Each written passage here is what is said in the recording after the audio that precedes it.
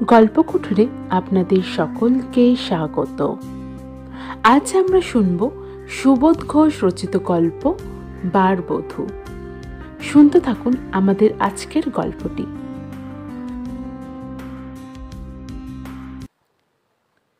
বাইরের বারান্দায় অনেকগুলি পায়ের শব্দ শোনা যায়। তার সঙ্গে একদল মেয়ে ও পুরুষের হাসি খুশি আলাপের কলরব। কারা যেন এসেছে, এইবার কড়া নাড়ছে। শুনছেন? বাইরে থেকে এক ভদ্রলোকের গলার স্বর শোনা গেল। ঘরের ভেতরে চমকে উঠল প্রসাদ। চেয়ারটা ছেড়ে চকিতে উঠে দাঁড়ালো। ঘরের অবস্থা যেমন অসম্ভব, তার বুদ্ধিও তখনকার মতো তেমনি অপ্রস্তুত। ফাঁপড়ে পড়ল প্রসাদ। চাপা গলায় আস্তে আস্তে বলল, যা ভয় করেছিলাম তাই হলো লতা, শিগগির ওঠো। লতা বিরক্ত হয়ে মুখ ফুরিয়ে বলে, আমাকে মিছে ভোগাও কেন? আমিও কি ওসবের ধার ধারি? তাকিয়ার ওপর এলিয়ে শুয়ে তেমনি নির্বিষ্ট মনে সিগারেট খেতে থাকে লতা। পাশে টেবিলের ওপর একটা বিয়ারের বোতল আর চাবি, তখনও ছিপি খোলা হয়নি। একটা রেশমি শাড়ি এলোমেলোভাবে লতার কোমরে জড়ানো। সন্ধ্যা প্রদীপের আলোতে সবে মাত্র বৈঠক তখন বসেছে। অন্যায় করছো লতা, ওঠো লক্ষ্মীটি, তাড়াতাড়ি ঘরটা গুছিয়ে ফেলো। এতে শুধু আমারই মান বাঁচবে তা নয়, তোমারও। একটু ভদ্রতা রক্ষা করে চলতে দোষ কি? ওঠো, কিছুক্ষণের জন্য একটু কষ্ট করো। অনেকক্ষণ ওরা বাইরে দাঁড়িয়ে আছে। লতা উঠল। প্রসাদ তাড়াতাড়ি বিয়ারের বোতলটা আলমারিতে তুলে বন্ধ করল। ঘরের দেওয়ালে টাঙানো দুটো বড় বড় ছবি নামিয়ে খাটের তলায় লুকিয়ে রাখল। যতদূর সম্ভব ঘরের মূর্তিটাকে দুচোখ দিয়ে পরীক্ষা করে দেখল প্রসাদ। কোথাও কোনো অপরুচির ইঙ্গিত সব সতর্কতাকে ফাঁকি দিয়ে যদি লুকিয়ে থাকে? হ্যাঁ, ওই পর্দাটা। জরির কাজ করা একজোড়া বিলিতি নকনিকা বাতাসের দোলায় কুৎসিতভাবে চলাচলি করছিল তখনও। প্রসাদ পর্দাটাকে এক থাবা দিয়ে কুচকে পাকিয়ে খাটের তলায় ছুঁড়ে দিল। প্রসাদ লতাকে আবার তাড়া দিল। লতা বলল, না, আমি আর পারি না। তোমার ভদ্রপনার ভরং দেখাতে গিয়ে বারবার বাইরের লোকের কাছে ঢং দেখাতে পারবো না। সারাটা দিন তো তোমার মানের ভয়ে চাকর বাকারদের সামনে একটু জোরে হাসতে কাশতেও পারি না। এতই যদি পারি তো তোমার কাছে বাঁধা থাকবো কেন? থিয়েটারে খাটলে 2-10 টাকা হতো। প্রসাদ যত ব্যস্ত হয়ে ওঠে, লতার উৎসাহ যেন ততই এক নির্বিকারে হৃদয়হীনতায় স্লথ হয়ে পড়ে থাকে। প্রসাদ অসহায়ের মতন দাঁড়িয়ে থাকে। তার মুখের চেহারাটা যেন বলছে, জোর করছি না, দয়া করে উদ্ধার করো। ফিক করে হেসে ফেলে লতা। প্রসাদের থুতনিটা নেড়ে দিয়ে বলে, ভদ্রলোকের ভয় বুক দূর দূর করে। মেয়ে মানুষ রাখার শখ কেন? শ্যাম রাখি কুল রাখি, দুই একসঙ্গে হয় না গো। লতা একটা তোয়ালে আর শাড়ি আলনা থেকে তুলে নিয়ে স্নানের ঘরে চলে যায়। প্রসাদের বুক থেকে বন্ধ নিঃশ্বাসটা মুক্তি পায়। তারপর ধীরে ধীরে এগিয়ে গিয়ে বাইরের ঘরে দরজা খুলে দেয়। জনচারেক পৌর বৃদ্ধ ও যুবক, 6-7টি পৌরা ও তরুণী আর গোটা 10 ছোট ছোট ছেলেমেয়ে মুহূর্তের মধ্যে হুড়মুড় করে ঘরের ভিতরে ঢুকে পড়ে। হিলতোলা জুতো আর স্যান্ডেলের শব্দ, একপাল ছেলের হুটোহুটি, শাড়ি আর আঁচলের খসখস ফিসফাস শব্দ, চুরির শব্দ, পাউডার ও এসেন্সের একটা সুবাসিত ঝড়, তার সঙ্গে বৃদ্ধ ও পৌরাদের চুরুটের ধোঁয়া, আর হাত ছাড়িয়ে টুকটক পৃথিবীর বাইরে থেকে একটা প্রীতি ও সজ্জনতার উচ্ছ্বাস যেন প্রসাদের ঘরের দরজা খোলা পেয়ে ভেতরে এসে ছড়িয়ে পড়েছে। প্রসাদ হাসি মুখে নমস্কার জানায়। বেশ লোকেরা, ব্যবহারে কোনো জড়তা নেই, কেতা দুরস্ত ভদ্র আনার বালাই নেই, অপরিচয়ের সংকোচ নেই। বৃদ্ধ রাখালবাবু গা থেকে আলোয়ানের স্তূপ নামিয়ে প্রসাদের খাটের ওপরেই তাকিয়া টেনে বসে পড়লেন। যে যার ইচ্ছে মতো চেয়ার টেনে নিল। মেয়েরা একটা সুতির গালিচা নিজেরাই নামিয়ে নেয়, মেজের ওপর পাতে আর বসে পড়ে। এক যুবক আগন্তুকের দিকে তাকিয়ে বৃদ্ধ আগন্তুক বললেন, এইবার তোমার অভিযোগ শুনিয়ে দাও রণজিৎ। রণজিৎ প্রসাদের দিকে তাকিয়ে বলে, সত্যি মশাই, আপনার বিরুদ্ধে আমাদের অনেক বলবার আছে। আমরাও আপনার মতো এখানে চেঞ্জে এসেছি। এই তো কঘর মাত্র আমরা। এছাড়া তো আর কোনো বাঙালির মুখ দেখতে পাই না। আমরা খুঁজছি কি করে দল ভারী করি, আর আপনি বেমালুম আড়ালে লুকিয়ে আছেন। প্রসাদ সলজ্জভাবে স্বীকার করে নিল, হ্যাঁ, এটা তো অন্যায় হয়েছে আমার। মেয়েদের দল থেকে প্রথম কথা বলল আভা, রণজিতের বোন। সে রণজিৎকে বলল, বর্দা, তোমরা এর মধ্যে নিজেদের দল ভারী করে ফেললে। আমরা কি করি? ভেতর থেকে তো কারো কোনো সারা শব্দই পাচ্ছি না।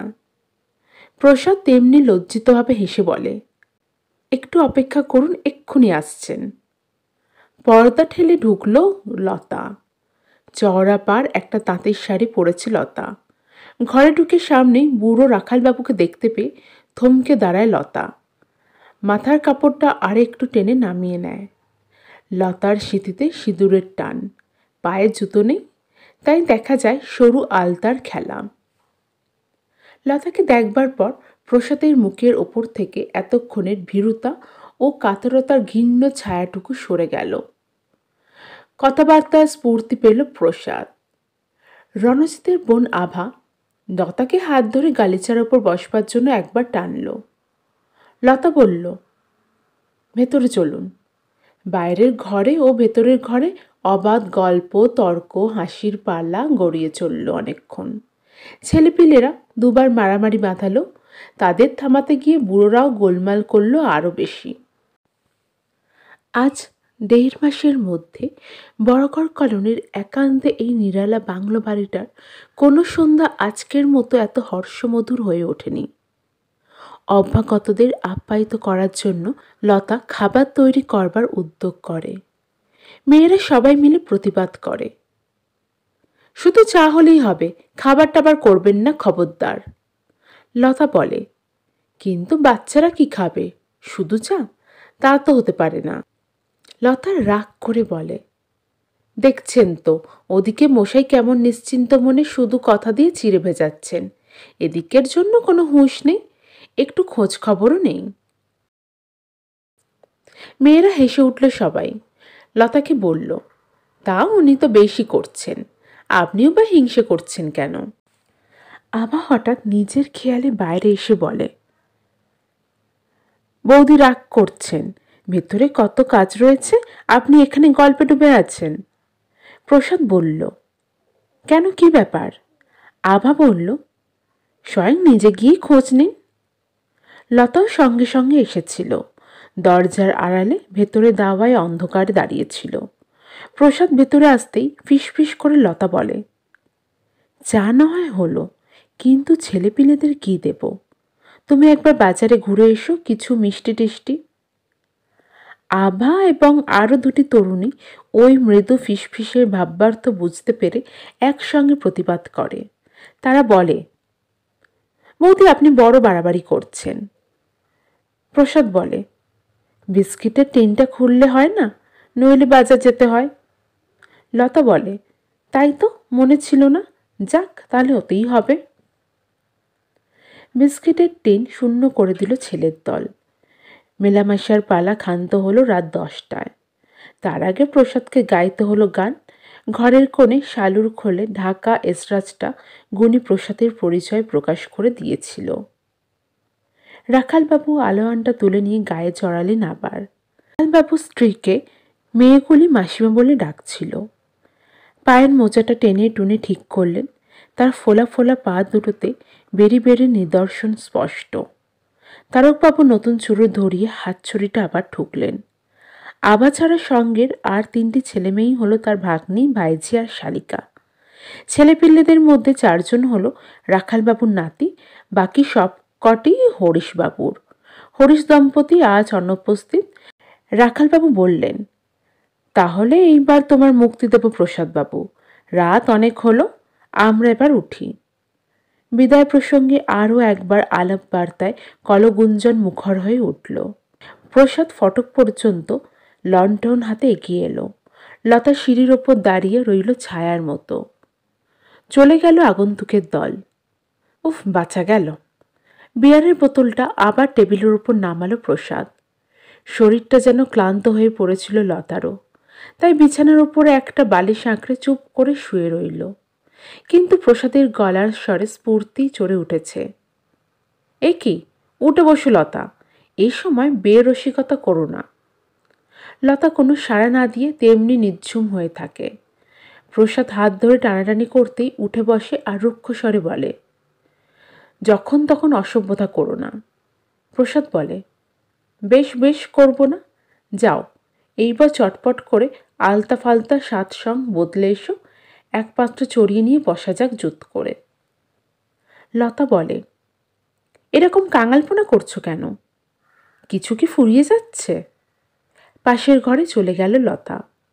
তাঁতের শাড়ি ছাড়ল, আলতা সিঁদুর মুছে ফেলল, আকস্মিক একটা সন্ধ্যার কপট বধূবৃত্তির নির্মক ঘুচিয়ে নিজস্ব বেশ আর পায়ে চটি দিয়ে এসে আবার ঘরে ঢুকল। প্রসাদ খুশিতে আটখানা হয়ে গেল। বাহ, সত্যি তোমাকে ফাইন মানিয়েছে এইবার। লতার কানে যেন কথাটা গেল না। ধীরে সুস্থে একটা সিগারেট তুলে নিয়ে জানালার কাছে গিয়ে দাঁড়ালো লতা। দূরে বরাকরের পুলের ওপর একটা আলোর শাড়ি মিটমিট করছে, আর কিছুই দেখা যায় না। নিকটেই একটা নামহীন ফুলের গাছ, তলা থেকে স্তূপীকৃত বাসি ফুলের পচাটে গন্ধ বাতাসে ভেসে আসে। লতা লম্বা লম্বা টান দিয়ে সিগারেটের ধোঁয়ায় মুখ ভরে নেয়, আস্তে আস্তে ছাড়ে। কিছুক্ষণ পরে প্রসাদের যেন চমক ভাঙল। দ্বিতীয় বিয়ারের বোতলটা শেষ হয়েছে। লতা তখনও জানালার কাছে দাঁড়িয়ে। প্রসাদ ঘাড় ফিরিয়ে এইবার তাকায়, তারপর বিড়বিড় করে বলে। প্রসাদের স্বর জড়িয়ে যায়, বেশ বেশ, ওইখানে দাঁড়িয়ে থাকো, দূরের বন্ধু দূরেতে রহো। কিন্তু তুমি বাবা পাকা খেলোয়াড়, এতগুলো ভদ্র নরনারীকে দিনের বেলায় তারা দেখিয়ে দিলে। তবু থ্যাংক ইউ ভেরি মাচ, আমার মান বাঁচিয়েছ। তোমাকে বকশিস দেব, আসছে বছর কাশ্মীর। কিন্তু কিন্তু তুমি আমাকে এইমাত্র অসভ্য বলেছ।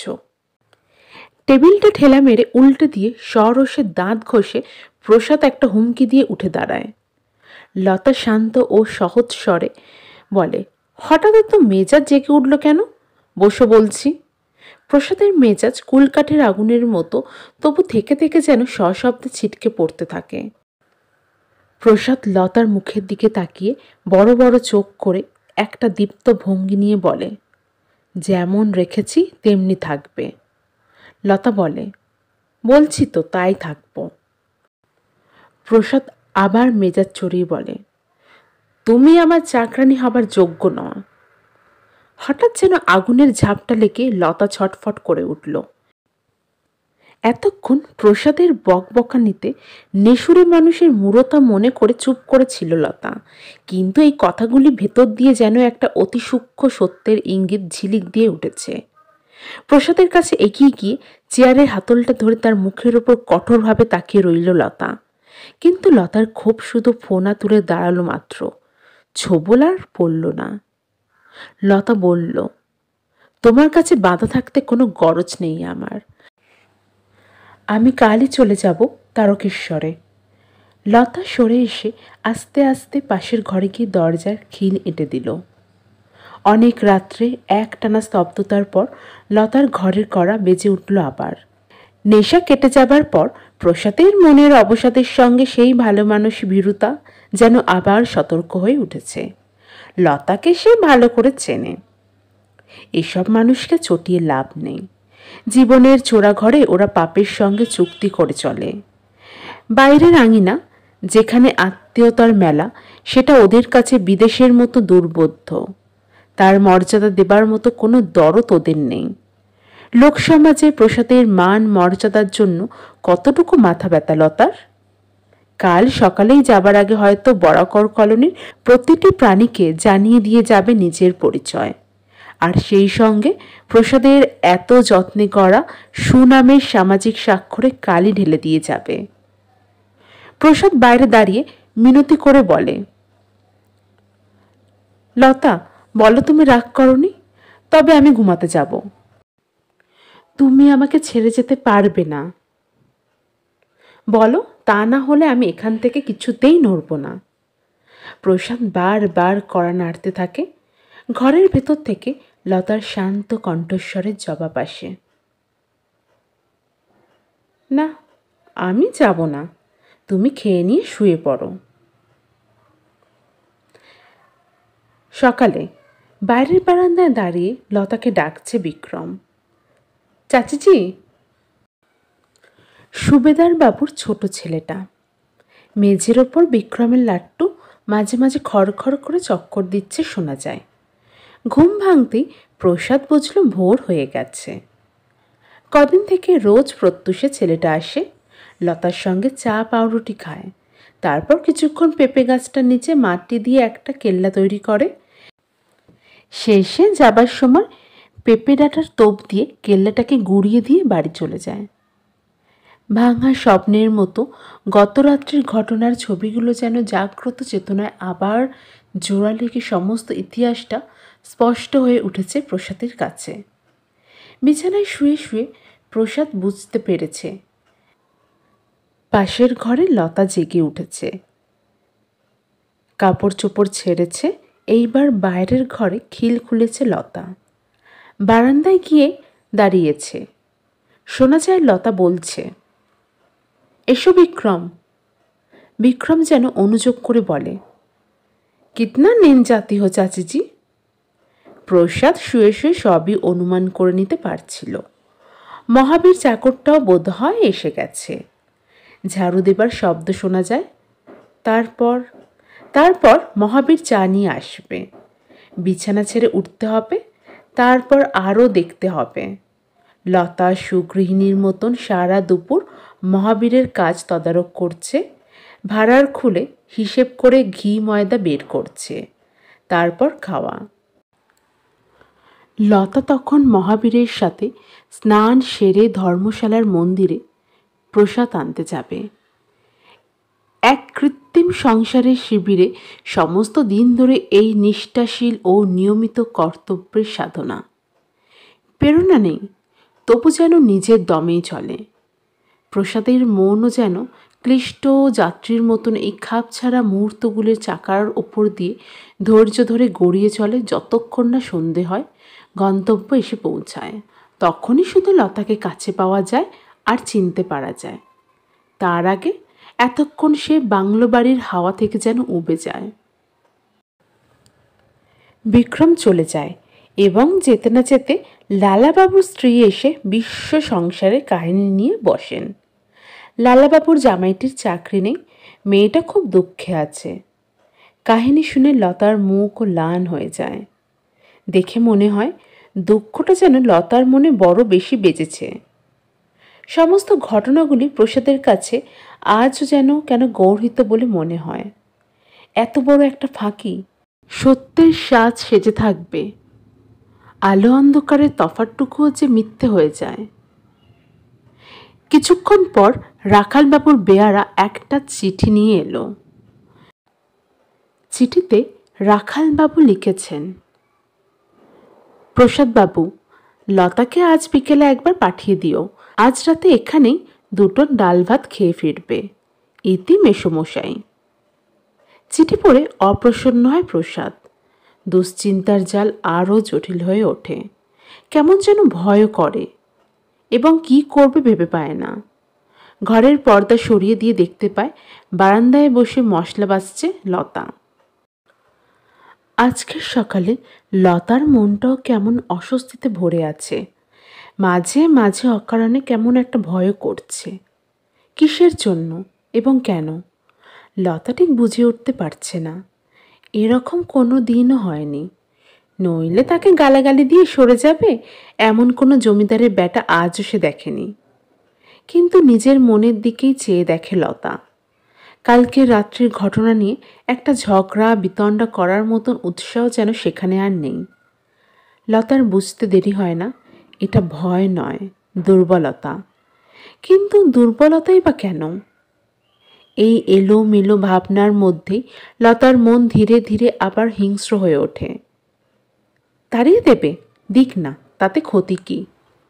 সেই মারোয়ারি বেনিয়াটা তো এখনো আছে, তু করে ডাকলেই চলে আসবে। কিন্তু যাবার আগে এই ভালো মানুষের ছেলেটাকে একটা শিক্ষা দিয়ে যেতে হবে। প্রসাদ ডাকে, লতা। প্রসাদের ডাক শুনে লতার বুকটা যেন তবু আশঙ্কায় ছমছম করে উঠল। প্রসাদ এগিয়ে আসতেই লতা আরও মাথা নিচু করে মশলা বেছে চলল। কোনো উত্তর দিল না সে। প্রসাদ বলল, রাখালবাবুর বাড়িতে তোমার নেমন্তন্ন, যাবে? চোখ তুলে তাকায় লতা। আশঙ্কার ঝাপসা পর্দাটা সরে গেল। সে উত্তর দেয়, যাব। প্রসাদ বলে, যাও, কিন্তু কোনো রকম বেয়ারাপনা যেন টের না পায়। নাটকের সিন পাল্টে গেছে, নতুন দৃশ্যের আরম্ভ, কিন্তু অদ্ভুত তেমনি জটিল। শুধু লতা নয়, প্রসাদ তার সংক্ষিপ্ত জীবনের পরিধি অতিক্রম করে বহু মানুষের মেলামেশার প্রাঙ্গণে এসে দাঁড়িয়েছে। প্রসাদের সন্ধ্যাগুলি বেশিরভাগই আবাদের বাড়িতে কেটে যায়। লতা যায় রাখালবাবু, তারকবাবু ও হরিশবাবুর বাড়ি। তাছাড়া সুবেদার ও লালাজির বাড়িও যায়। শুধু আজ পর্যন্ত আবাদের বাড়িতে যাওয়া হয়ে ওঠেনি। দুবার নেমন্তন্ন এসেছে, কিন্তু দুদিনই হঠাৎ কেন জানি লতার শরীর অসুস্থ হয়ে পড়েছে। একদিন জ্বর আর একদিন মাথা ধরা। প্রসাদ খুশি হয়ে বলে, সত্যি লতা, তোমার বাহাদুরি বলতে হবে। যেখানেই যাই সবারই মুখে তোমার প্রশংসা আর ধরে না। কি চালই চেলেছ লতা। উত্তরে লতা চুপ করে দাঁড়িয়ে হাসতে থাকে। প্রসাদ আবার বলে, দেখো আবার বেশি বাড়িয়ে তুলো না যেন। লতা বলে, বাড়িয়ে তুললে তোমারই মান বাড়বে। প্রসাদ হেসে ফেলে, সত্যি কি যে কাণ্ড হচ্ছে। এক এক সময় তো ভয় করে আমার, যদি একবার ধরে পড়ে যাও লতা, কি ব্যাপার হবে বলো তো। লতা বলে, আমার আর কি হবে ছাই, বনের পাখি আবার বনেই ফিরে যাব। প্রসাদ হঠাৎ বিমর্ষ হয়ে পড়ে, কি যেন ভাবে, তারপর অন্য মনস্কের মতনই বলতে বলতে চলে যায়, হ্যাঁ, তোমার কোনো ক্ষতি নেই, কিন্তু। আভা আরও 2-3 দিন প্রসাদের বাড়িতে বেড়াতে এসেছিল। আভা কথা বলেছে লতার সঙ্গে, কিন্তু প্রথম দিনের মতো সেই সহজ হৃদ্যতা তার মধ্যে আর ছিল না। পরিচয় যত পুরনো হয়েছে, ব্যবধান বেড়ে গেছে তত। লতাও ঠিক সহজভাবে মিশতে পারেনি। কথা বলেছে লতাও, কিন্তু তাল কেটে গেছে বারবার। লতা চা এনে আভার সামনে ধরেছে, আভা আপত্তি করেছে, কিন্তু সাদাসাদি করতে পারেনি লতা। চা জুড়িয়ে জল হয়ে গেছে। প্রসাদ আর লতা, যখন এরা দুজন শুধু থাকে, তখনই এদের মধ্যে দুস্তর ব্যবধান। কথাবার্তা বিরল থেকে বিরলতর হয়ে এসেছে। লতা বেরিয়ে এসে দেখে প্রসাদ তখনও ফেরেনি। প্রসাদ ফেরার আগেই লতা ঘুমিয়ে পড়ে, তার দরজা বন্ধ। ভদ্রলোকেদের বাড়িতে মেয়েদের গল্পের আসরে লতার প্রসঙ্গ প্রায় একবার না একবার ওঠে। মাসিমা বলেন, লতা মেয়েটা বড় শান্ত। তারকবাবুর মেয়েরা নিভা, প্রভা ও মমতা একসঙ্গে সায় দিয়ে বলে, লতা বৌদি বেচারা সত্যি ভালো মানুষ। আভা মিছিমিছি ওর নিন্দে করে। মাসিমা গলার স্বর চড়িয়ে প্রশ্ন করেন, আভা কি বলেছে? মমতা বলে, লতা বৌদি নাকি লেখাপড়া জানে না, একেবারে গেঁয়ো গায়ের মেয়ে। মাসিমা চটে উঠলেন, আভা নিজেকে কি মনে করে, ভয়ঙ্কর বিদুষী? মর ছুরি, বিয়ে 6 মাস না যেতেই স্বামী হারিয়েছিস, বিদ্যে নিয়ে ধেই ধেই করছিস, লজ্জা করে না? নিভা ও প্রভা হেসে ওঠে। আবার উপর মাসিমার আক্রমণের একটা অর্থ হতে পারে, মাসিমাও গায়ের মেয়ে। লালাজির স্ত্রী এসেছে, লতা তার সাথে বসে গল্প করছে। বাইরের ঘরে গল্প করছে প্রসাদ ও আভা। প্রসাদ বেশ জোরে জোরে যেসব কথা বলে শুনে আবার মুখে ভয়ে বিবর্ণ হয়ে যায়। ঘন ঘন দরজার দিকে তাকায়, বুড়ো কুচকে ভৎসনার সুরে বলে, আপনার কোনো ভয় ডর নেই প্রসাদবাবু? একটু পরেই দেখা যায় আভা ও প্রসাদ বেড়াতে বার হয়ে যাচ্ছে। লালাজির স্ত্রী বোকার মতো লতার দিকে কিছুক্ষণ তাকিয়ে বলে, ও ছোকরি কে লতা? ওর চালচলন ভালো বলে তো মনে হচ্ছে না, তুমি একটু কড়া হও। লতা বলে, আমি ঠিক থাকলে সবই ঠিক থাকবে, আমার স্বামীও ঠিক থাকবে, কেউ কেড়ে নিতে পারবে না। লালাজির স্ত্রী বলে, তা বটে। কিন্তু লতার নিজের কথার প্রতিধ্বনি তার অন্তরের ভেতর প্রচণ্ড বৃদ্ধপের মতো বেজে ওঠে। হেসে ফেলে লতা।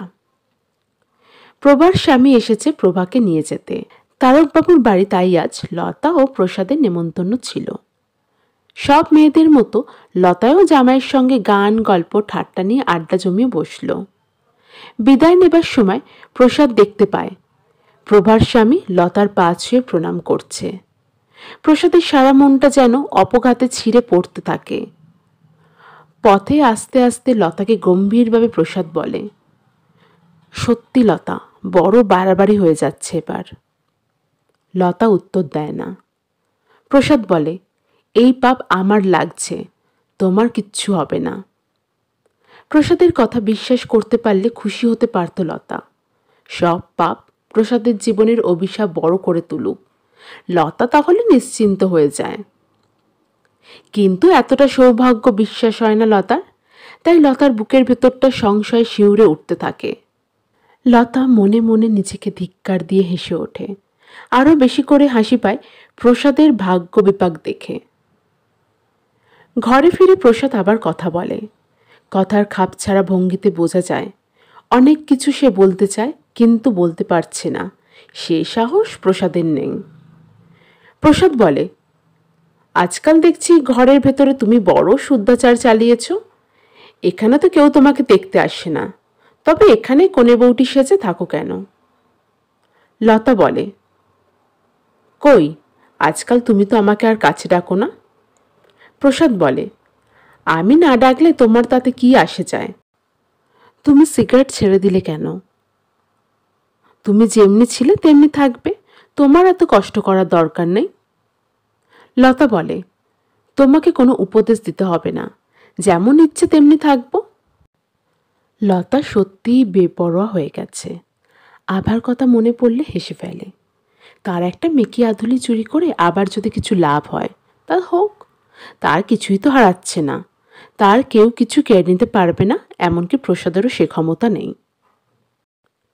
চোরাবালির ওপর কত বড় দালান তোলা যায়, প্রসাদ ও লতার সংসার তার প্রমাণ। এক সন্ধ্যায় আবার জ্বরের সঙ্গে হিস্টেরিয়ার মতো আর একটা উপসর্গ দেখা দিয়েছে। শুধু অকারণ কান্না। রণজিৎ বলেছে, আবার জ্বর আগেও হয়েছে, কিন্তু এসব উপসর্গ কখনো ছিল না। লতাও সবেমাত্র বেরিয়ে ফিরেছে। প্রসাদ ঘরের ভেতর চিন্তিতভাবে পায়াচারি করে ঘুরে বেড়াতে থাকে। একটা কৌতুকে যেন বিভীষিকা হয়ে চারিদিক থেকে তাকে চেপে ধরেছে। অনেকদিন পর প্রসাদ আজ আবার কথা বলল। লতাকে সে বলল, তুমি বড় বেশি বাড়াবাড়ি করছো লতা। আভার নামে নিন্দে রটাবার সাহস পেলে কোথায়? লতা বলে, নিন্দে? আমি আবার নামে তো কোথাও কিছু বলিনি। প্রসাদ বলে, সেটাও একরকম নিন্দে ও অপমান করাই হলো। প্রসাদের কথাগুলোর মধ্যে উত্তেজনা ছিল না, মেজাজও আগের মতো দপ করে জ্বলে উঠল না। বিচারকের রায়ের মতন অবিচল সিদ্ধান্তে তীক্ষ্ণ ও শান্ত। লতা বলে, বলো তাহলে আমি এখন কি করব? প্রসাদ বলে, না, তোমাকে দিয়ে আর বেশি নাটকে খেলা করাতে চাই না। অনেক করেছ, বেশ ভালোভাবেই করেছ, কিন্তু তোমার দিক থেকেই ভেবে দেখো, চিরকাল তো এভাবে চলতে পারে না, তাতে তোমারই বা কী লাভ? লতা চুপ করে প্রসাদের কথা শুনতে থাকে। প্রসাদ যেন আরও একটু শক্ত হয়ে উঠল। তারপর সে বলে, আজ যদি গুণাক্ষরও কেউ টের পায় তুমি কি বস্তু, তাহলে আমি কোথায় থাকি? তুমি আমার মান মর্যাদা চাবিকাঠি আগলে বসে থাকবে? তা হয় না, তোমার চলে যাওয়াই উচিত। লতার শরীর পাথরের মতো তেমনি স্তব্ধ হয়ে রইল। প্রসাদ বলে, তোমার যা পাওনা হয়েছে সব মিটিয়ে দিচ্ছি, আরও কিছু বেশি দেব। লতা অন্যদিকে মুখ ফিরিয়ে নেয়, আস্তে আস্তে বলে, কিন্তু তারপর আমার চলবে কি করে? প্রসাদ এইবার মেজাজ হারালো। প্রসাদ বলে, সেটা কি আমার ভাবনা? ভুলে গিয়েছ বোধ হয়। এখানে এসে প্রথম দিন তোমাকে রাধ্য হয়েছিল বলে কি কাণ্ড করেছিলে। বাক্স প্যাটরা নিয়ে স্টেশন পর্যন্ত চলে গিয়েছিলে। কত সাধ্য হয়েছিল মনে আছে? তোমার মতো একটা। প্রসাদের কথার মধ্যে এক ফোঁটা মিথ্যে নেই, প্রতিবাদের কোনো অবকাশও নেই। নিছক নিরেট সত্য কথা সব, কাহিনী নয়, ঘটনা গড়ার ইতিহাস। প্রসাদ তক্ষুনি আবার শান্ত হয়। তুমি যে জন্য এসেছিলে সে প্রয়োজন আমার আর নেই, সে রুচিও এখন আমার আর নেই। তুমি এখানে মিছিমিছি পড়ে আছো। প্রসাদের গলার স্বর আরও নরম হয়ে এলো। সত্যি আর আমি এভাবে পারছি না, তোমার বোঝা উচিত। এক পীড়িত নিঃস্বয়ের মানুষের কাতরোক্তির মতো শোনায়। লতা বলে, সত্যি বলছো আমাকে চলে যেতে হবে? প্রসাদ বলে, হ্যাঁ, শুধু ভাবছি তুমি কার সাথে যাবে। লতা উঠে দাঁড়ায়, চিৎকার করে বলে, তার জন্য ভাবতে হবে না, আমি একাই যাব। কেউ জিজ্ঞাসা করলে বলে দিও কিছু, মামা কাকা কেউ এসে নিয়ে গেছে, কাল ভোরেই আমি যাচ্ছি। প্রসাদের সম্মুখ থেকে লতা সব বেঁকে ছুটে অন্য ঘরে চলে যায়।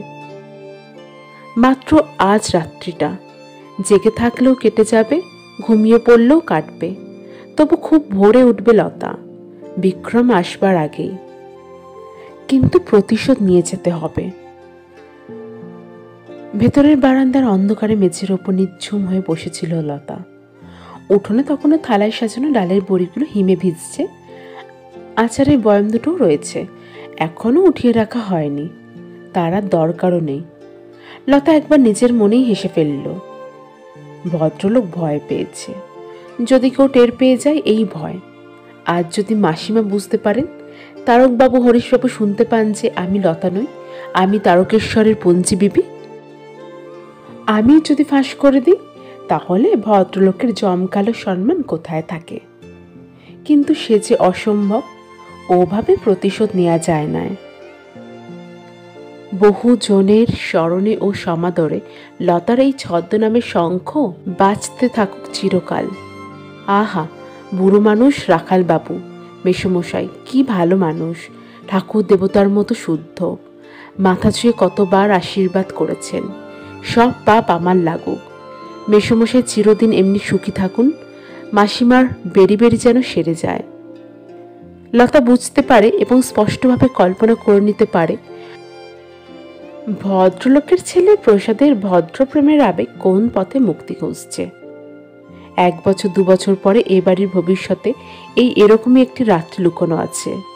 তখন লোকে শুধু জানবে লতা মরে গেছে, বিধবা আভার মাথায় নতুন করে সিঁদুরের দাগ পড়বে, এ বাড়ির ঘরে আবার সংসার পুনর চুরি শাঁখা বাজবে ঠুংঠাং মিষ্টি শব্দ করে। কি করছে প্রসাদ এখন ও ঘরে? বোধহয় বই পড়ছে, বোধহয় মতিগতি ফিরে গেছে। প্রসাদ লোকটাকে কুষ্ঠরোগীর মতো অস্পৃশ্য মনে হচ্ছে লতার। জীবনে কোনো লোককে এতটা ঘৃণা হয়নি। তবে কড়া এক পেয়ালা মদ গিলে নিলে বোধ হয় এই ঘৃণা চলে যাবে। কিন্তু মদ, গেরস্তের বাড়িতে মদ, মনে হতে লতার বুকটা দূর দূর করে ওঠে। সব সামর্থ্য যেন খসে পড়ে গেছে সব দিক থেকে, শুধু একটা ছদ্মনামের গৌরবের লোভে। ঘোমটা আর সিঁদুর, শাখা আর নোয়া দিয়ে সাজানো তার নিজেরই ছদ্ম মূর্তিটার ওপর বড় বেশি মায়া পড়ে গেছে লতার। ভাঙতে পারছে না কিছুতেই সেই মূর্তিটাকে। চোখ দুটো জলে ভিজে এলো, একবার আঁচল দিয়ে মুছে নিল লতা। যাত্রাগানের পালার রানীগুলো বনবাসে যাবার আগে বোধহয় এরকমই কাঁদে। হ্যাঁ, লতাকে যেতেই হবে। কিন্তু ওই মুখোশ পরা ভদ্রলোকটার ওপর প্রতিশোধ না নিয়ে যাওয়া যায়? নিস্তব্ধ রাত্রির শূন্যতার মধ্যে একটি প্রতিশোধের মুহূর্তকে শুধু মনে মনে জপতে থাকে লতা। না, উঁচুদরের প্রেমের ওই অহংকারের ওপর পঞ্চবিবির ঘৃণা থুতু ছিটিয়ে দিতে চলে যেতে হবে, 14 পুরুষ তুলে গালাগালি দিয়ে। ভদ্র আনার শিকলে বাঁধা জমিদার প্রসাদ রায় শুধু অপমানের যন্ত্রণায় ছটফট করবে, সহ্য করবে আর নীরবে তাকিয়ে থাকবে। লোকের কানের ভয়ে জোর গলায় একটা কথাও বলতে পারবে না। বেশ হবে।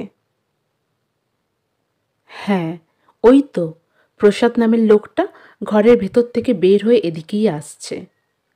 আহত সাপ পালিয়ে গেলেও কোনো না কোনো দিন ফিরে এসে কামড়ায়। প্রসাদের মনে বোধ হয় এই ধরনের একটা ভয় দেখা দিয়েছে। রাগানো উচিত হবে না লতাকে। বেশ খুশি করে ভুলিয়ে ভালিয়ে বিদায় দেয়া উচিত। তাই একতারা নোট দেরাজ থেকে বের করে প্রসাদ লতার কাছে একটা আলো হাতে নিয়ে এসে কথা বলে। এই নাও লতা, আমার ওপর মনে কোনো রাগ পুষে রাখলে না তো? আমি তো তোমাকে কখনো ঠকাইনি, তোমার কোনো ক্ষতিও করিনি। লতা হাত পেতে নোটগুলো নেয়, চুপ করে বসে থাকে। প্রসাদ আবার বলে, কি চুপ করে রইলে যে? মুখ তুলে তাকায় লতা। প্রসাদের হাতের লণ্ঠনের আলো লতার চোখের ওপর ছড়িয়ে পড়েছে। প্রখর হয়ে জ্বলছে লতার চোখের তারা, যেন বিবরের অন্ধকার থেকে ফোনা তুলে এক বিষধরী তার জীবন শত্রু একটা জীবের দিকে তাকিয়ে আছে। ভয় পেয়ে কম্পিত স্বরে প্রসাদ ডাকে, লতা। বোধহয় আলোর ধাঁধানি থেকে দৃষ্টি আড়াল করার জন্য হঠাৎ চোখ নামিয়ে নিয়ে মাথার ওপর কাপড়টা বড় করে টেনে দিল লতা। কি অবিশ্বাস্য, কি আশ্চর্য! সত্যি যেন একটা লাঞ্ছিতা গৃহবধূ, ভীরু অভিমানের একটি করুণ মূর্তি। ধীরে একটা দীর্ঘশ্বাস ছেড়ে নিয়ে লতা বলে, না, তুমি আমার কোনো ক্ষতি করনি। আভা ঠাকুরজি আমার এই সর্বনাশটা করে ছাড়ল।